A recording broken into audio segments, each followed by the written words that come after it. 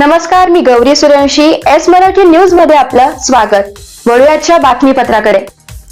श्री चेतन अशोक बधाण यांनी दिनांक 25/12/2017 रोजी पंचवटी पोलीस ठाणे नाशिक येथे श्री रवींद्र मुरलीधर घोडे यांच्या विरुद्ध खोटी तक्रार दाखल केली होती.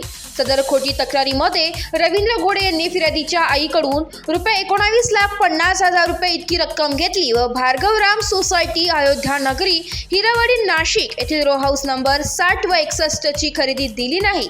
तसेच रो हाऊस नंबर 60 चे मूळ मालक श्री दशरथ सखाराम डगळे व रो हाऊस नंबर 61 चे मूळ मालक श्री आनंद बाळकृष्ण भांगरे व रवींद्र घोडे यांनी संगणमताने फिर्यादी चेतन बधाण यांची फसवणूक केली अशी खोटी तक्रार पोलिसात देऊन फसवणुकीचा गुन्हा दाखल करण्यात आला होता.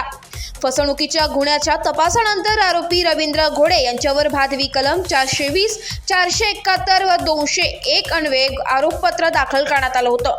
त्यानंतर या फसवणुकीच्या गुन्ह्यांचा समांतर तपास करून कोर्टाने दिनांक 31/9/2024 रोजी न्याय निर्णय पारित करून व सदर गुन्हा वाजवी संशयापलीकडे सिद्ध करण्यात फिर्यादी अयशस्वी ठरल्यामुळे रवींद्र मुरलीधर घोडे यांची निर्दोष मुक्तता झाली असून आरोपीच्या वतीने ॲडव्होकेट सुभाष वडजे यांनी कामकाज केले. यावेळी ॲडव्होकेट सुभाष वडजे यांनी सांगितले की आमच्याशी श्री रवींद्र घोडे निर्दोष होते आणि ते सिद्ध करण्यात आम्ही यशस्वी झालो आहोत. अशा प्रकारे कोणाचीही बदनामी करण्याच्या हेतूने केलेल्या केसेसमध्ये शेवट काय होतो तो सिद्ध होतोय. नमस्कार, मी रवींद्र मुरलीधर घोडे बोलतो.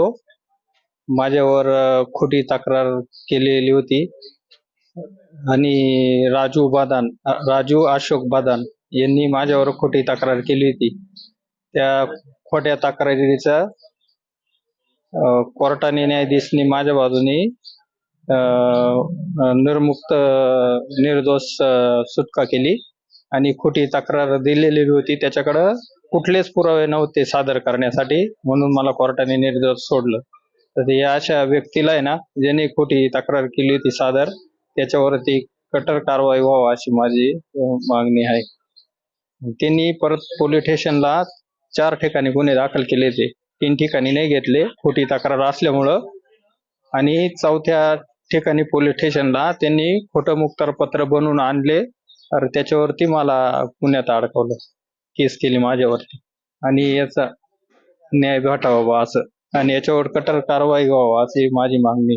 खोटी तक्रार करणाऱ्याला, ज्यांनी आता माझ्यावरती गुन्हा दाखल खोटा केलेला होता ना, त्यांनीच एक महिलेच्या घरावरती कब्जा केलेला आहे, अनधिकृत कब्जा केलेला आहे. तो याच्यावर कारवाई व्हावा अशी मागणी आहे. हाऊस भार्गवराम सोसायटी अयोध्या नगरी त्रिकोणी बंगल्याजवळ आहे. माझ्या रो हाऊस मध्ये चेतन अशोक भारमल यांनी कब्जा केलेला आहे. तर तो बेकायदेशीर राहतो. त्याला वारंवार सांगून तो खाली करत नाही. मी पंचवटी पोलीस स्टेशनला गेली होती, माझी तक्रार घेतली नाही. त्याचं म्हणणं असं आहे की त्याच्यावर केस आहे, तर त्या केसचा निकाल पण लागलेला आहे, तरी तो खाली करत नाही. मी CP ऑफिसला तक्रार दिली, तिथली पोचपावती माझ्याजवळ आहे.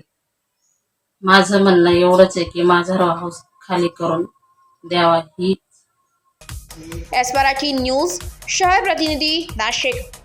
अशाच ताज्या घडामोडी जाणून घेण्यासाठी आमच्या एस मराठी न्यूजला लाईक करा, शेअर करा, सबस्क्राईब करा आणि पाहत रहा एस मराठी न्यूज.